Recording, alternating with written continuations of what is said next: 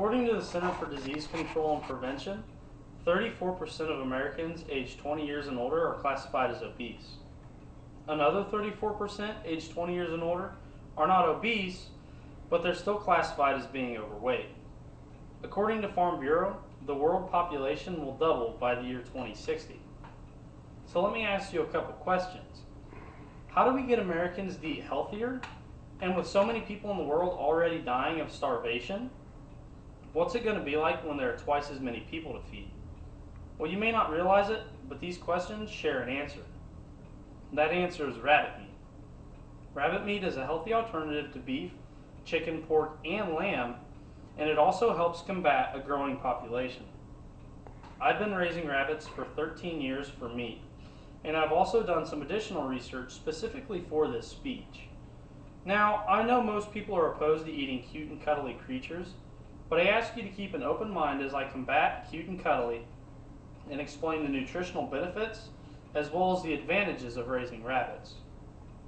So let's start by combating the cute and cuddly creature problem. Rabbit meat provides outstanding nutritional and health benefits. However, most people can't get past the thought of eating a cute and cuddly creature. Now, the part that doesn't make sense though is that we do it all the time. We don't think about the chick as we eat our chicken nuggets. We don't think about the baby calf as we eat a hamburger, and we don't think about the baby piglets as we cut into a pork chop. Likewise, we shouldn't think about a baby or pet rabbit as we eat rabbit sausage. Rabbits that are raised for meat are very different from rabbits raised for pets. They aren't as cute once they're fully grown, just like chickens, just like cows, and yes, even pigs. All these animals eventually grow up. Now people, they don't want their kid carrying around a 12-pound solid white rabbit with red eyes. They would rather see them with a cute 2.5-pound cream-collared fuzzy rabbit with rich brown eyes. Likewise, people raising rabbits for meat don't want to raise a 2.5-pound cream-collared fuzzy rabbit that will only be that size in 8 months.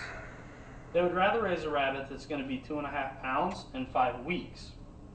So the parents want a cute small rabbit that's easy to handle, and the meat producers want a large rabbit that's going to grow fast and make them money. So when we're eating rabbit, we aren't eating cute and cuddly creatures. We're eating something that has been specifically raised for its meat purposes. Now, that may have convinced some of you, but I'm sure there are still people out there saying, they're still cute to me. Well, how about this? According to the U.S. Department of Agriculture, domestic rabbit meat is the healthiest meat known to man. With 34% of Americans being obese and another 34% being overweight, it's clear that we need to either develop healthier eating habits or healthier foods. With rabbit meat, we don't need to change our habits, we just need to change the meat we're eating. We replace the beef, chicken, pork, and lamb with the more healthy rabbit. But what makes rabbit meat so healthy? The following nutrition facts are from Fresh Tracks Game and Poultry, and they can also be found on the USDA website. To start off, rabbit is all white meat. Also, rabbit only has 795 calories per pound. Compare this to chicken at 810, veal at 840, turkey at 1190, lamb at 1420, beef at 1440, and pork at 2,050 calories per pound, which is nearly 3 times as many calories as rabbit. Rabbit meat also has the highest percentage of protein, as well as the lowest percentage of fat when compared to chicken, turkey, beef, or pork, with 63% of the total fatty acids in rabbit meat being the healthier unsaturated fatty acids. Also, Cheerios aren't the only thing that'll lower your cholesterol. The cholesterol level in rabbits is only 164 milligrams, which is much lower than chicken at 220, beef and pork at 230, and lamb at 250. Rabbit meat has also been recommended for special diets for heart disease patients, for the elderly, for low sodium diets, as well as weight reduction diets. And with rabbit's digestibility, it has been recommended for people that have trouble eating other meats. So now you're thinking, Well, that's great. It does seem to be healthier, but what does it taste like? According to Dean Goforth, a rabbit meat producer for the last 30 years, rabbit meat compares very favorably to veal, but at half the price. I personally compare rabbit to chicken when it comes to taste. However, I have never actually tried veal. So, is rabbit meat more expensive since it's a specialty meat? The answer is a very simple no. Rabbit meat costs approximately $7 per pound.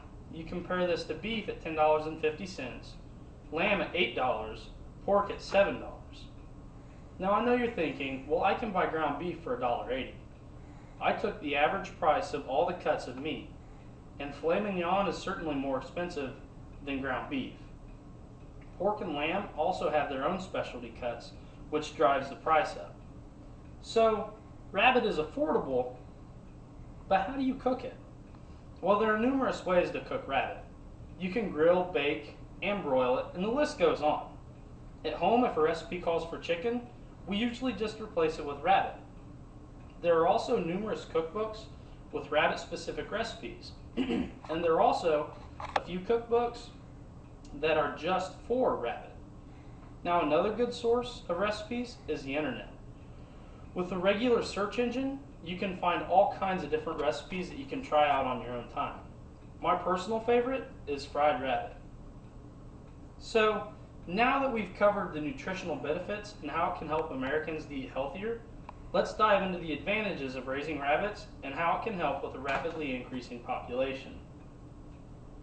By the year 2060, the population of the world will be double what it is now. As if that isn't bad enough, the availability of clean water is expected to decrease by 17% according to Farm Bureau. So we have an equation. Twice as many people using clean water plus 17% less clean water availability, and no matter how you write it, this equation will always equal disaster.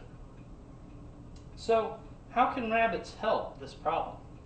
Well, 6 pounds of rabbit meat can be produced with the same amount of clean water and feed that it takes to grow 1 pound of beef. Let's face it, you can feed a lot more people with 6 pounds than you can with 1. It's hard to argue with that efficiency. And to demonstrate the efficiency, a baby rabbit growing off of its mother can double its weight in 6 short days. Compare this to a pig at 14 days, calves at 47 days, and us humans at 160 days. Now, another problem we face with an increasing population is urban expansion. According to Farm Bureau, South Carolina lost 1.2 million acres of crop farmland due to urban development from 1980 to 2003. That's 75% of the total land area in South Carolina. To put it simply, we're running out of area to grow our food supply. Well, how do rabbits help to solve this problem? It takes 2 acres of land to grow a cow. It only takes an 8 square foot hutch to raise a breeding doe and her litter.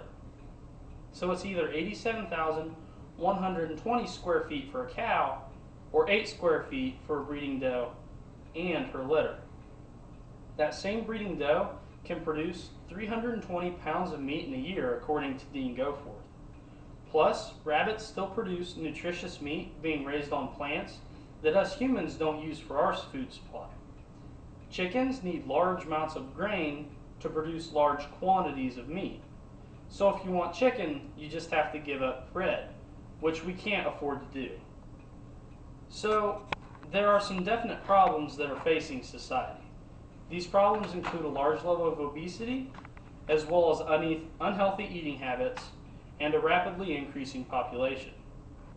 Fortunately, these problems can be helped by methods as easy as just eating rabbit meat.